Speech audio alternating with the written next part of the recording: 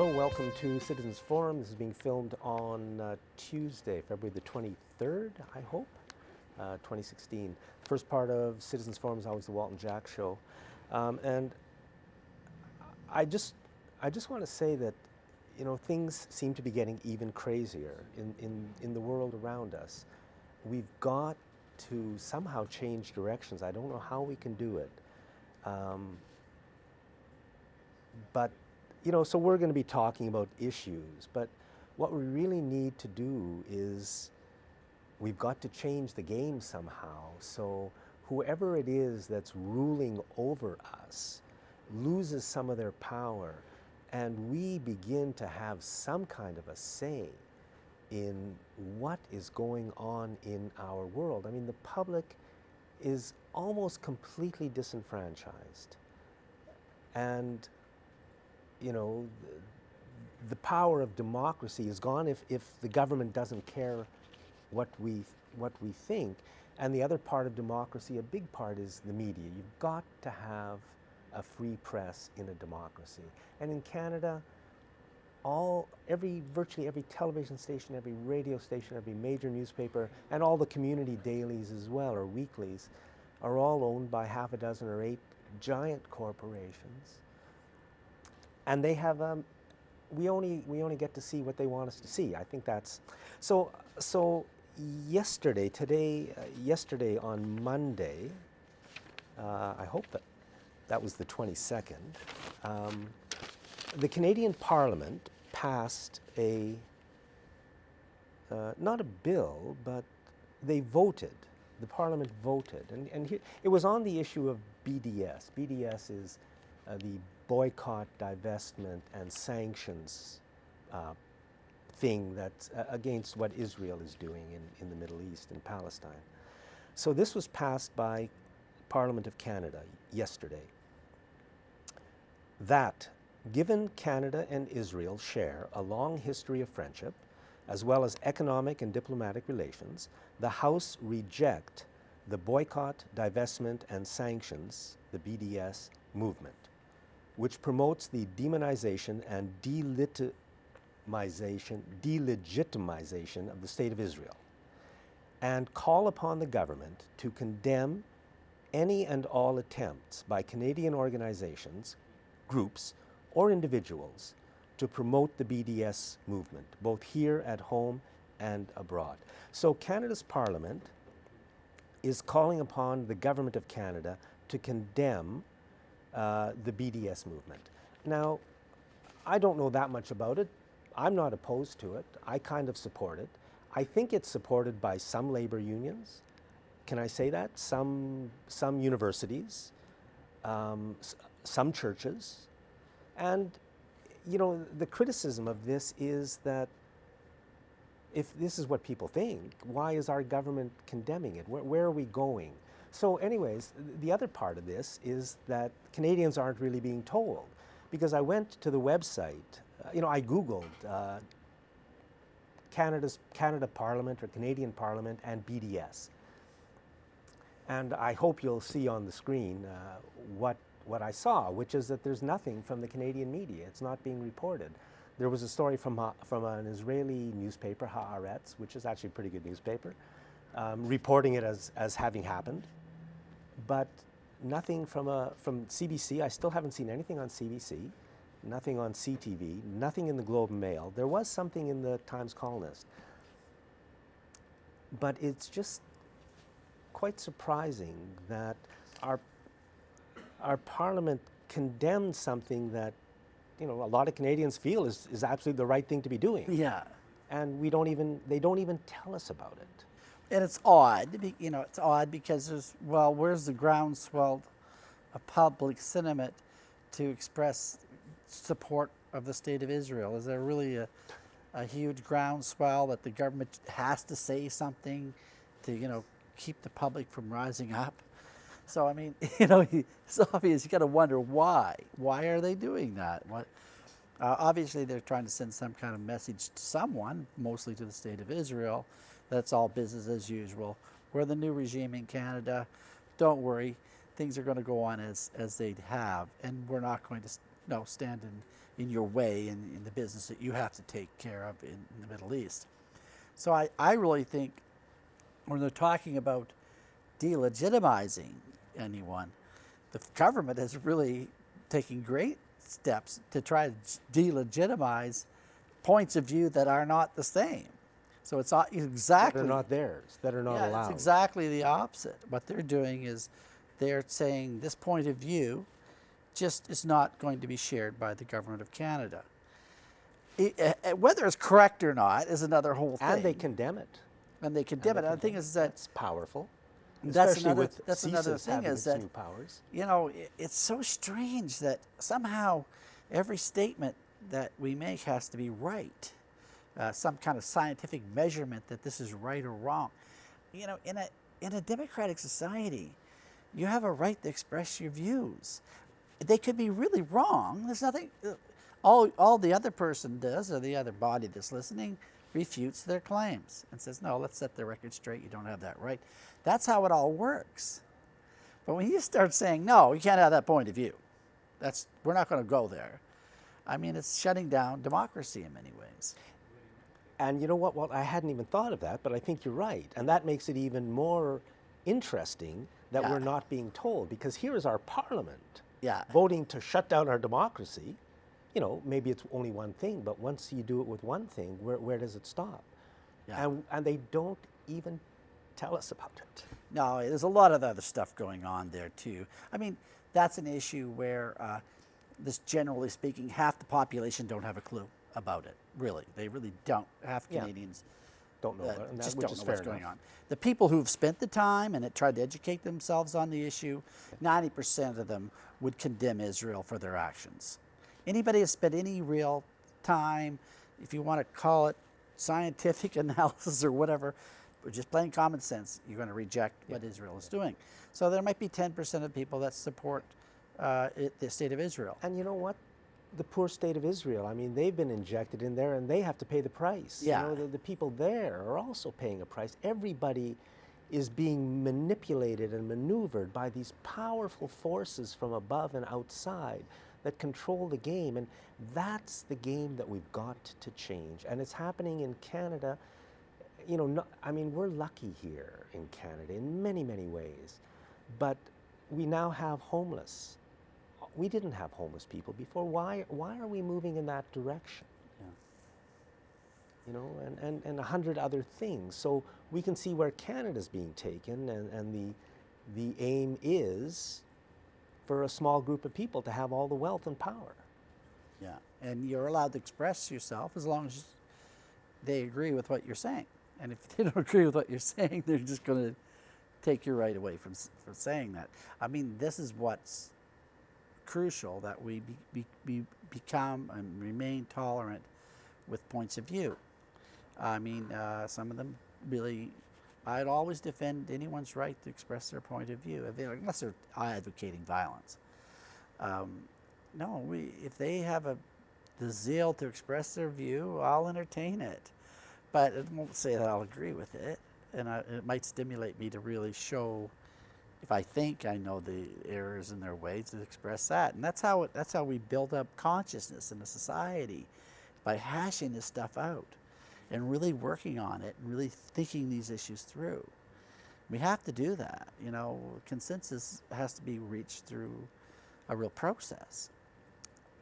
Do you think that's happening in our society of today? I mean, you know, in my life, there don't even seem to be any avenues where that can happen. Well, there's not any real zeal for it. I mean, I often at work will bring stuff up and with the fellows that I'm working with, and I can really sense a disinterest in what I'm talking about. And that's fair enough, but there are a lot of people who are interested. Yeah. And there are no forums sort of for us, like a place to go, a place to meet, meetings every once in a while. You know, interesting that you actually want to go to because it's going to be a good and interesting evening. I know there are some, but it seems like whatever your interests and values are, it would be nice if there were more just ways to get together, and that is democracy, and that's neighborhoods. Yeah. Anyways.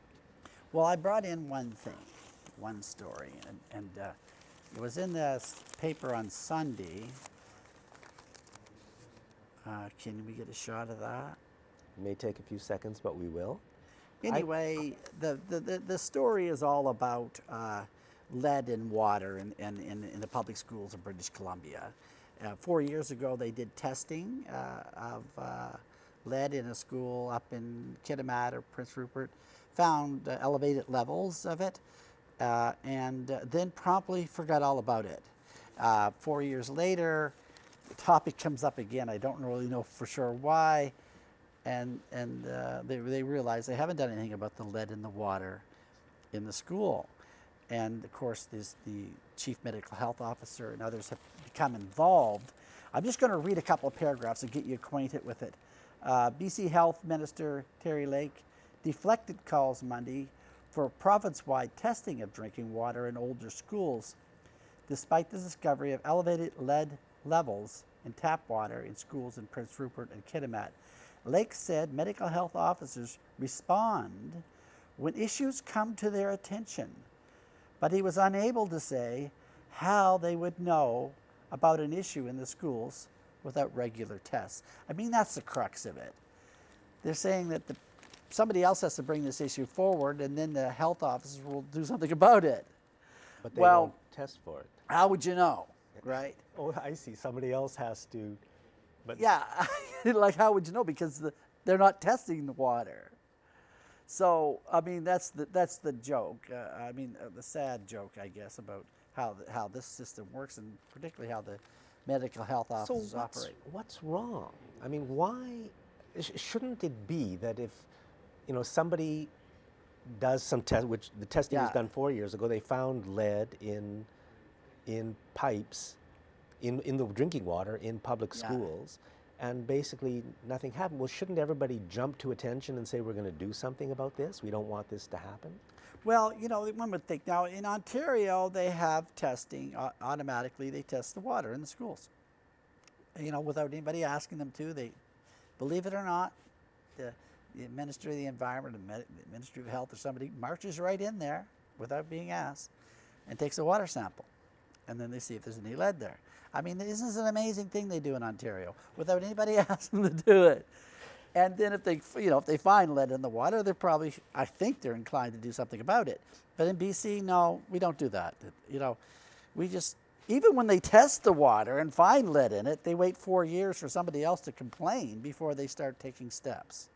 I mean, this is not just lax. This is just, it's such a sad situation. Now, the thing that kind of called my attention to the whole thing was the wording that the chief medical health officer used when talking about the issue. Dr. Perry Kendall said last week that in the past, when lead was found in school drinking water, blood tests revealed that the children's lead levels were not elevated. Now, isn't that the blood levels in the children for lead were not elevated? Well, what does that tell you, John? It tells you that there was lead in their blood, that they did find lead levels in their blood, but they were not elevated. And what does elevated mean? Well, that's some mythical measurement that the chief medical health officer has that he doesn't care to share with us. What were those lead levels? We're talking about something that has been known to cause permanent brain damage since 1925. There was no debate after 1925 that lead caused permanent brain damage. It took 50 years for them to start taking lead out of gasoline and out of paint and everything. 50 years after the debate was over.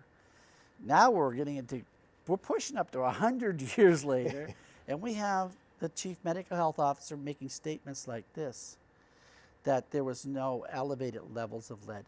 There's no safe level of lead in the bloodstream. And to expose children to this it's going to be detrimental to their development. You can't look at it any other way. So why does, and this is just one example. I mean, you can look at Site C, you can look at sewage treatment here, You can look at what the United States is doing in the Middle East. You can look at the fact that Alberta's broke after being poisoned by the oil industry. Can we say that? Half of Alberta, you know, and it keeps happening over. And so is this the best we can do? Or? Here's a suggestion. I was just driving down wondering what I'd do if I was had some position of authority.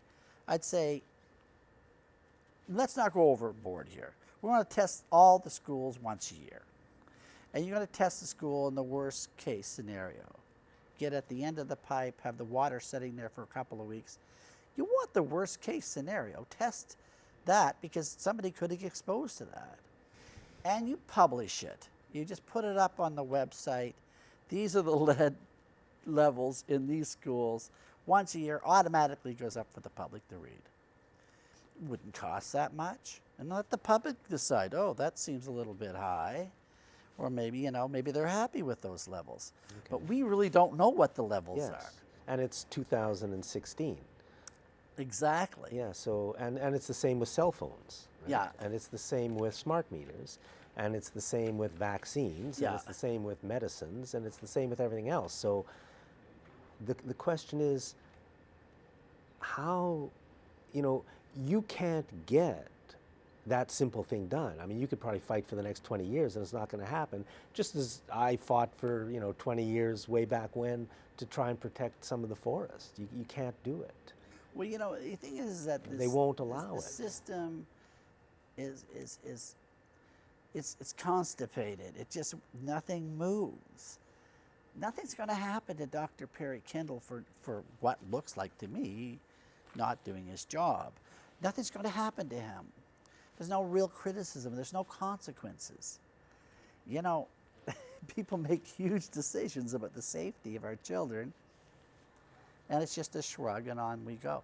So obviously there's something terribly wrong with how the ministries are operating, particularly the Ministry of Health, and particularly how the chief medical health officers and the regional health officers operate and who they're accountable to and for in what ways. It seems very nebulous exactly who their boss is. I know, you've looked into it. It's very hard to nail it down. And there's no consequences for being negligent. If this is a case of negligence, that a chief medical health officer should just push everybody aside and say, okay, you can all have an opinion on what you want. I want testing done here. I don't care what you think, where I should do it or how. I want testing done because I'm the chief medical health officer and the public is counting on me to take care of them. I perceive my job to be that. You know, it seems so obvious to you and I. But somehow in the bureaucracy of the world, that all gets lost. And even the government, when they get caught at it, they start using this doublespeak and tricky language about looking at it and discussing. What are we missing here? There's something, you know, as you say, you don't want to call them crazy because we're not supposed to do that anymore. But we have to find another word. I don't know how to describe it. You know, it just doesn't make any sense. There's just something very, very wrong.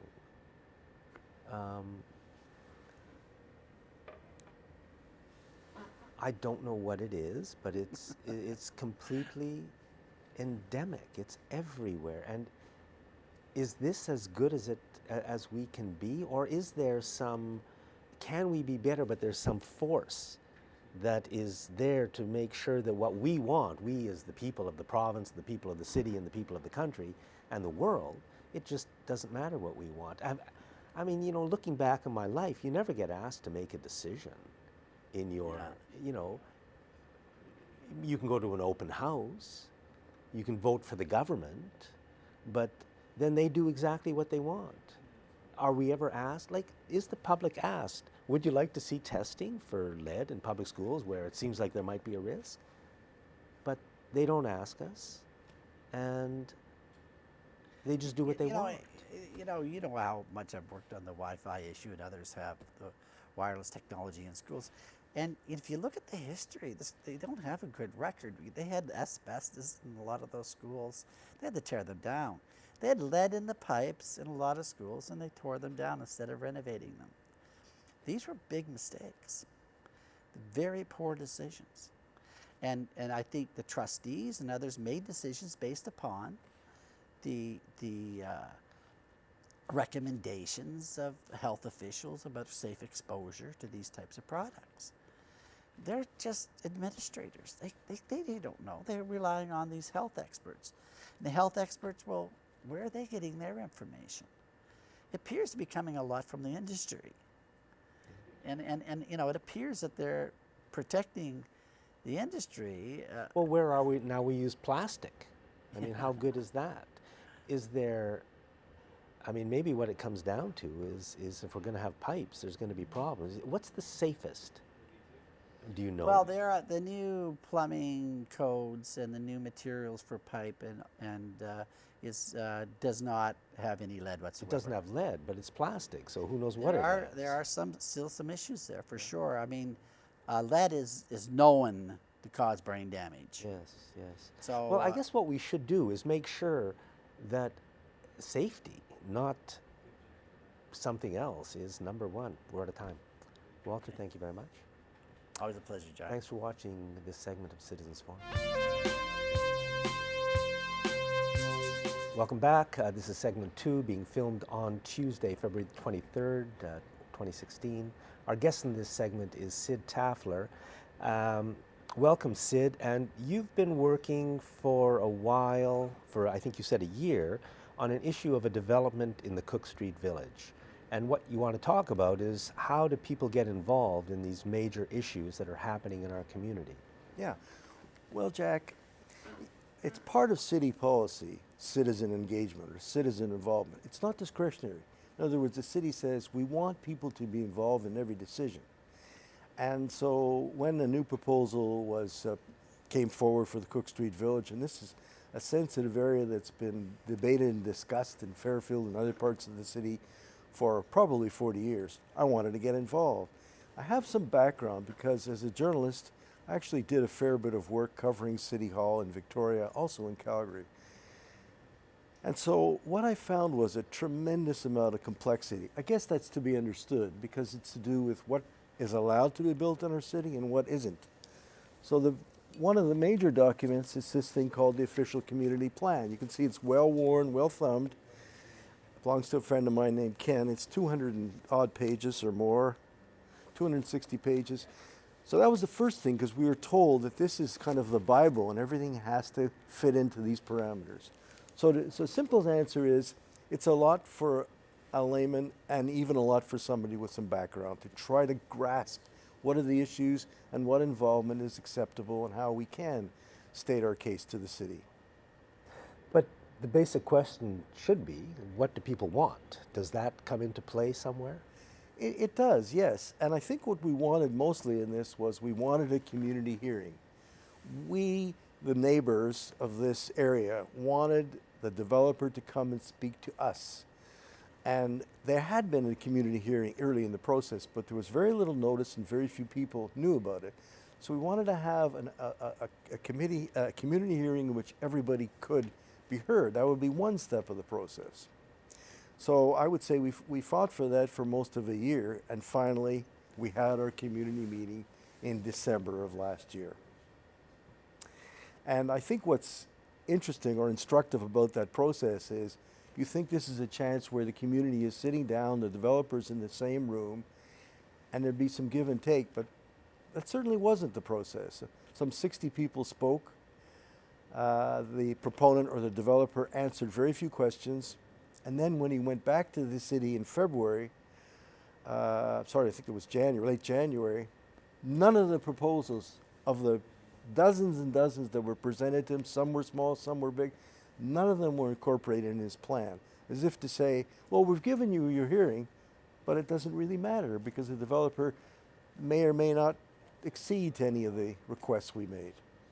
And are those the rules, that the developer can do whatever they want within some guidelines or regulations? They can do whatever they want, but obviously, the city may or may not agree with whatever. So the city can approve or disapprove? The city can approve or disapprove, but I want to tell you the city of Victoria is very pro-development, very pro-growth. And there are reasons for that. I suppose the city doesn't want to get minimized in the region, the city of Victoria, where all the growth is going to other areas. There's tax considerations and so on. Anyway, I think we may have an image of the development as proposed, and to sort of contrast with what the streetscape would look like now. Because right now, you've got not low income, but affordable housing right in the Cook Street Village. And I think it's a great idea that the people who bag the groceries or make the coffee when you go patronize stores in the village might actually be able to live in the area. And I think what's proposed won't be anywhere near affordable. So it's strange in a way when we have this housing crisis, some people have to sleep on the street. If there's 12 affordable units in a desirable area of town and they're going to be demolished, they don't get replaced. And there's something a little off base to me about that. And I don't know whether it's fair to say a developer, you must replace these 12 units, but they won't be replaced. They won't be the affordable housing we have now in those units. So can you just briefly, what's being built or proposed there? Well, it's a 6-story condominium and retail development at Cook and Oliphant in the midst of the Cook Street Village. I might say that the Cook Street Village has been recognized as a special area in Victoria, not just by residents, but by the province. It's called a development permit area, and also by the city. So we're supposed to be very careful with what they build there. And actually, some of the phrasing is the official community plan, this document here, it calls for development that enhances the quality of place. And the Cook Street Village guidelines, which were passed some years ago but are incorporated in this document, talks about redevelopment should respond to the area's established domestic character and scale. So these are guidelines, they're not law, but still you'd think that there'd be some emphasis on trying to meet those guidelines. Does this meet with the current? Actually, I wouldn't think that. I used to think that, Used to but think that, you know, yeah. having been through it, I know. So what's happened? Has approval been granted, or I don't know where this stands at all? At this point right now, the city had a meeting. They have their own sort of planning committee within the city, and there was a fair bit of doubt expressed about the proposal as it stands. Some in favor, though. It looked to be like it could be really close if it came to a vote, and it would have come to a vote probably this month, but the developer chose to take it out of consideration in the short term and come up with some refinements. We'll have to see what those refinements are. That sounds like exactly what happened in very close to the neighborhood where I live. Is that North Park? Yes. Yeah, I'm familiar with that one as well. And the interesting thing was, as I recall, in North Park, the mayor said one reason she voted. I'm talking about St. Andrew's School. Yeah, that's right, St. Andrew's School in North Park, yeah. One reason she voted in favor of this development was that the parameters of it fit within the current neighborhood plan. That's what she said. That's why she voted in favor of it. This development does not in any way fit within the parameters of our current neighborhood plan. Yeah, I'm not sure that one did either, but Well, okay, that was her argument. certainly anyway. not what the Yeah. neighbors wanted at the time. That was her argument. Yeah, Yeah. absolutely. Yeah. So where does Lisa Help stand? I mean, I've heard she's very pro-development.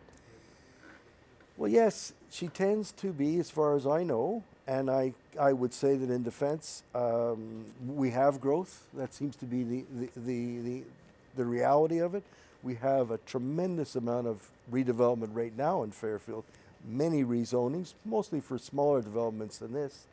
And most of them don't really get a lot of objection because they're things like a basement suite or perhaps a small redevelopment in a lot. But this particular proposal, my impression is, because the official community plan indicates they can have up to approximately 6 stories, that's very vague language, up to approximately 6 stories, I think the developer was encouraged to apply for such a large building with a lot of bulk and a lot of mass. And there are other things in the official community plan, such as green building, fitting into the existing neighborhood, that this building doesn't do at all. It's almost like cherry picking. It's almost like driving down the street with your seatbelt on and saying, I'm legal, And then the cop stops you and says, well, but you've been drinking, you don't have a license, and so on. You meet only one parameter of what's safe driving, and you don't meet the other. So this meets the one parameter, the one that is advantageous development, up to approximately 6 stories. It doesn't meet the other parameters of our official community plan. And can you just repeat them again? Pardon me? What are the other parameters? Well, there's quite a few. As I say, the thing is 260 pages long. Yeah. But the official a few. community plan talks about sustainable building and environmental practices, things like green roof, rainwater management, waste retention, even electrical charging stations. We have an aging population, especially Fairfield, and no electrical charging stations for, let's say, scooters that elderly people use, or even electric cars we're going to have in the future. It also has commercial floor. You know, it's too bad that our neighborhoods are planned really by developers. I mean, what I think should happen really is that the community should plan itself, and then you bring in the builder to do what you want. But somehow it's very often a national or Vancouver-based operation comes in, and all they see is a way to make the most money they can. I mean, that's how the business works. So they come into the neighborhoods and they do what they want. And our city council always seems to go along with it. I mean, look what they've done to Vancouver. It's my goodness. And Victoria's next. Yeah, I think the theory is that there is some consideration for that, in that we, the community, will get to write a local area plan, and in general terms say what we want and don't want. The problem is those things don't carry the weight of law. And even now, the city seems to be saying this official community plan, which comes as a surprise to a lot of people, trumps everything else, because we have local area plans from the past, which should get due consideration. That's the problem. You're right. And in a sense, a neighborhood does get to plan its community, but the city doesn't necessarily give it equal weight with other considerations. And we're all about growth now, which is strange in this time of environmental consciousness and global warming. Well, we're all about making money for some people. You know, that seems to be what it's all about. Yeah. That's the system we have in terms of housing in our society. And I think in the past, some of these things were balanced by government involvement, both the federal, provincial level. And I think that's probably one of the reasons why we see people very underhoused in the society now, because some of those countervailing measures aren't there. To me, the private sector has allowed, what's been created is a shortage of housing. You know, with the government not in the process, the big companies. I mean, if you can sell a condo for $400,000 as they're selling now, why sell it for $100,000 as it was selling for a few years ago? You know, so there's a shortage of housing. At the bottom, the homeless, the poorest are pushed out completely, and everybody else pays. Especially a shortage of affordable housing, because I think if you went to downtown Victoria and you had enough money, or anywhere in Victoria, you could buy something. And in many cases, I think we see this all over the world in cities with desirable areas. Right. It's called ghost units. Yeah. They're purchased, they're nice, but they're empty because they're just investment models. Sid, we're out of time. Thank you very much for doing it. Thank you so much. Yeah. And neighborhood by neighborhood, we get attacked and picked off. Thanks for watching. Welcome back. This is Tuesday, February the 23rd, 2016. I'd like to thank the volunteer crew and Shaw staff that always makes this program happen. Our guest in this segment is Norm Ryder, and we're going to be talking about the danger zones around laptop computers, cell phones, I guess cell towers, and etc. Yes, anything that radiates electromagnetic radiation. And so does this? There's a laptop sitting here that you can't see. So when you say it radiates, what did you say? Radiates electromagnetic radiation. Does this do it? This one doesn't, or it radiates very little. All electronic devices radiate some energy, very minimal for most of them.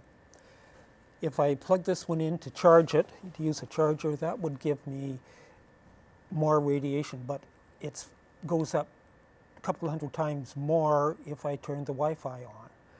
And the particularly dangerous zone around, in this case, this laptop, is 1 meter from the laptop. So I would be sitting in a danger zone. How about me? You would be in what I call the cautionary zone. And the technical names for them is, I'm in the near field zone, and you're in the intermediate or transition zone. Once you get into the far field, which in this case is beyond 4 meters, radiation, you don't have a lot of what is called spectacular peaks and valleys in radiation. That's when everything stabilizes, and you can use meters like this at that point to measure it. When you're inside, most meters that you see to measure radiation can't measure in the near field. So, and again, the near field is 1 meter. So most of us, if we're using a laptop, and is a cell phone the same, or? no, a cell phone is different. It's a ratio of the frequency and the size of the antenna. With a cell phone, it's approximately 10 centimeters. Is the 4 inches is the danger zone with them. so that's not good. So if you've got a cell phone, you should really be holding it at Yeah, least, but and that's if the it's minimum. in your hand, even that's not well, good. it would become useless, but that's okay. Yeah. Now, when you get to cell towers, are the large parabolic dishes on top of a rooftop. Now you're getting up to a very large distance to the near field. The intermediate field is even further out. But the near field could easily be 10 to 12 meters in front of the parabolic antenna. No one under any circumstances should ever go in front of there. And before a roofer goes up on a roof, for example, there should be someone that goes up and tests for radiation, and they should be measuring, not with a meter like this, but they should be measuring the electric field and the magnetic field separately. And when WorkSafe looks at it, I've looked at some of their investigations, they don't measure these independently, even though people like the BC Centre for Disease Control radiation specialist, he and I have discussed things, and he's told me under no circumstances should you go up on a rooftop without measuring these readings independently. Industry Canada also says... How about underneath? Be the people who live or work Well, on the next floor or the next couple of floors. To a certain extent, the idea of a parabolic antenna is to focus the beam.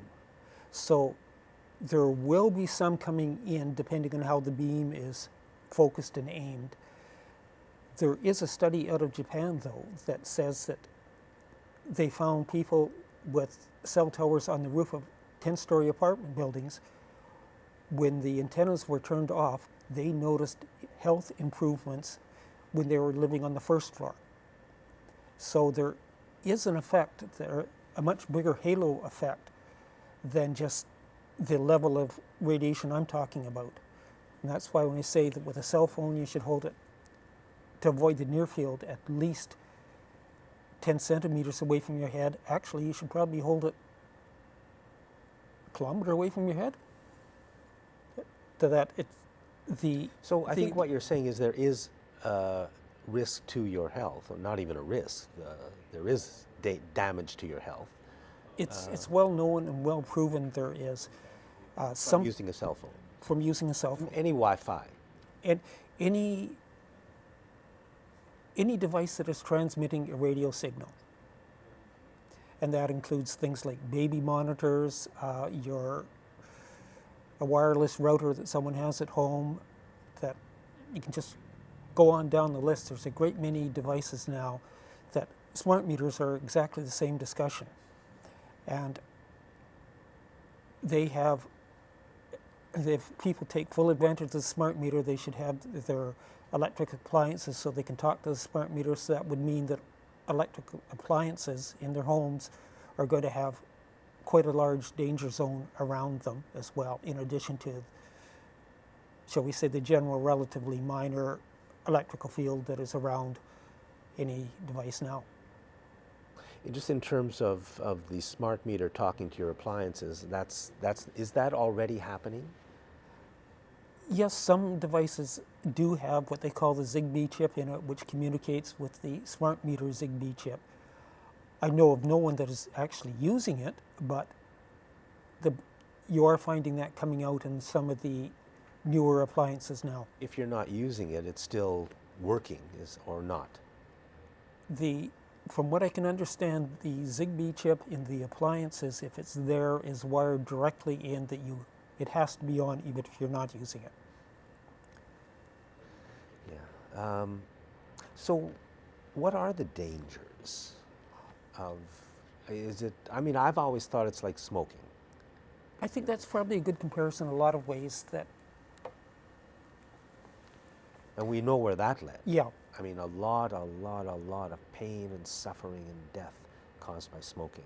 Well, there's definitely, I mean, the World Health Organization classified electromagnetic radiation as to be possible carcinogen. They are now a lot of scientists are saying, no, it should be moved up to a category 1. It is a carcinogen. Everybody, Because I never hear that come up in the discussion anywhere. You know, you watch the news, you read the newspapers, you listen to the radio. I don't hear that ever mentioned as an issue that anybody should be concerned about. no, I believe the cell phone business is a $2 trillion business worldwide. So there's tremendous amounts of money that it's to their benefit to keep pushing more and more wireless out there. But when you talk about the health, that there's the cancer, that they found cancer clusters around cell towers that are quite specifically associated to them. One thing that I have to admit I'm not particularly concerned about now, but there's fertility problems that a lot of people are getting that are directly associated with radiation, as well as, almost in conjunction with it, but it's ties in with cancer as well, is damage to your DNA. That you've had Dr. Blank on the show several times, and everything he says, that's well backed up, it's very solid. If anything, he's holding back and not saying what some of the other, how much more it could be. That Well, what is being said in the field? in the media, almost nothing is being said. There's In the scientific world? Well, they have found a strong connection to autism caused by it. In my case, because of the radiation, I got an acoustic neuroma tumor, which is why the side of my face isn't the way it should be. A lot of people get tinnitus, tinnitus in the ear. Other situations are they get a mental fog in thinking. They can get migraine class headaches, very distinct headaches, very similar to what I understand a migraine is. And it kind of depends in part on how sensitive you are. I recently met someone who was quite sensitive and finds it very hard to live in the city, and that's also in European countries. It's an acknowledged, essentially, illness or disease. People who are a little more sensitive than the rest of us and simply can't survive in the... There's a community in the eastern states that has a large radio telescope in the community, and they don't allow radio frequency transmitters of almost any description in the town. A lot of people are migrating there. We in BC are lucky that near Penticton we also have a radio frequency, a radio telescope, and to the best of my knowledge, people haven't started focusing on that location near Penticton, but that may be a good place for, well, people like myself that I find quite often, just even walking down the street, I can get into a high radiation zone, and I can literally have trouble walking. I get disoriented, I'm staggering around, and a little bit later on, I'm okay. Can you measure those high zones?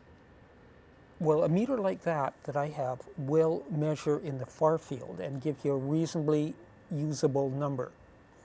But in the near field, you need a meter that would cost literally many thousands of dollars, or another one is a spectrum analyzer.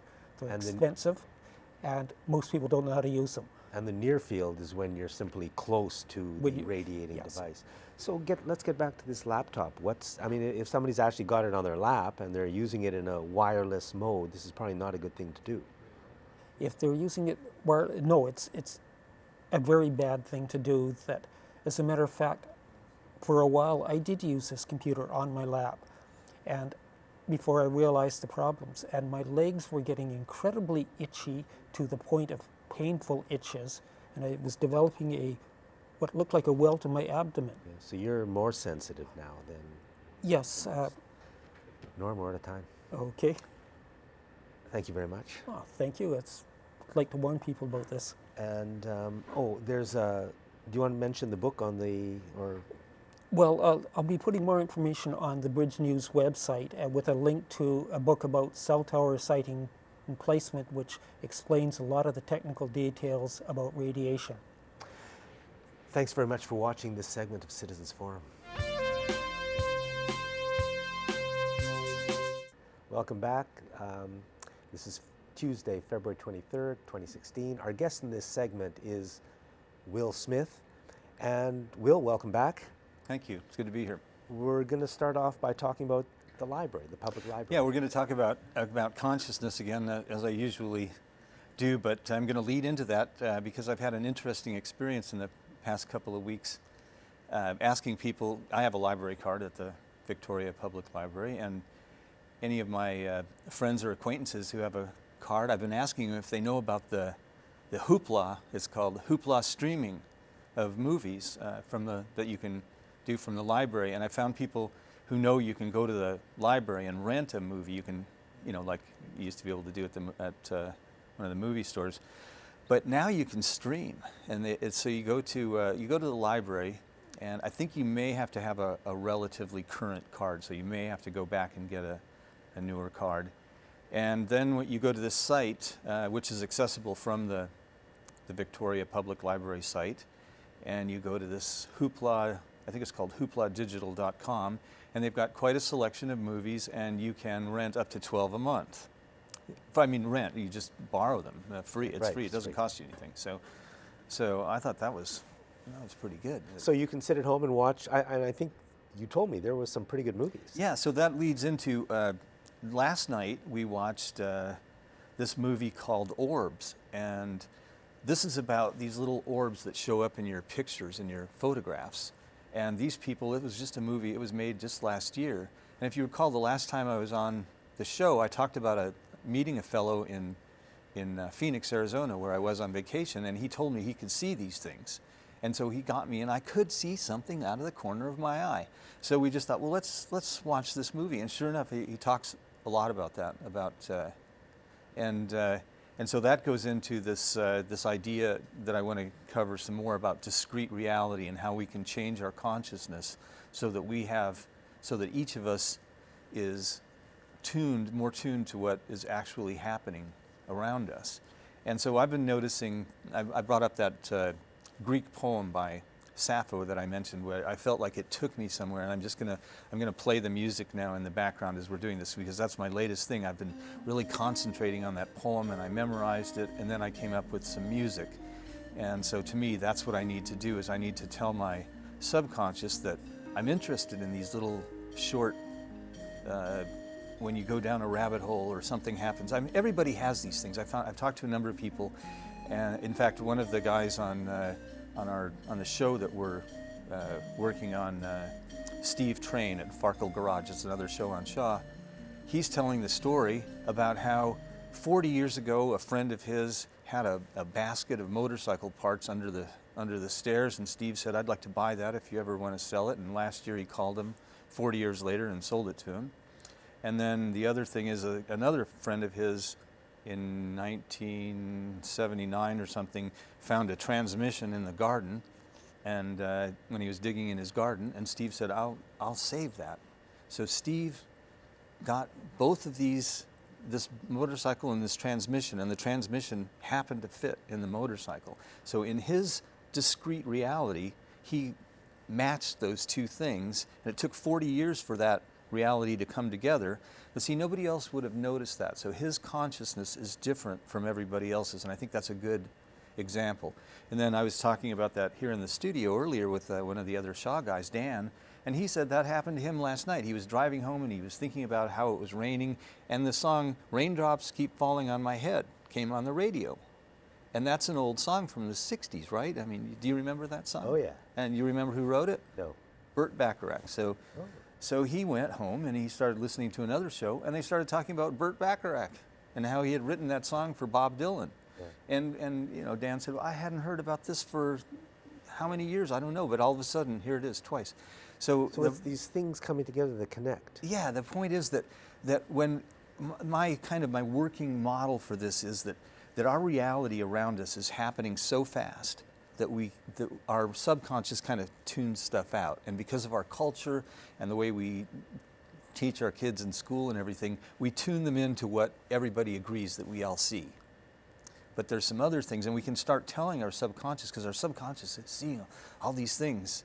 And every once in a while, it throws something up just for a second and then throws it back down. So my idea is that we can all do experiments with this. We can just say, when those little things happen, like if you flash back to something that happened to you 40 years ago, just, you know, everybody has those little instantaneous things, or if two synchronistic things that you haven't thought about happen to you, two different people talk. So let's start thinking about that. Let's start going there a little bit. And like, I know I agreed with Dan that we're going to talk about this stuff together and see what happens. So I'm going to go listen to that song.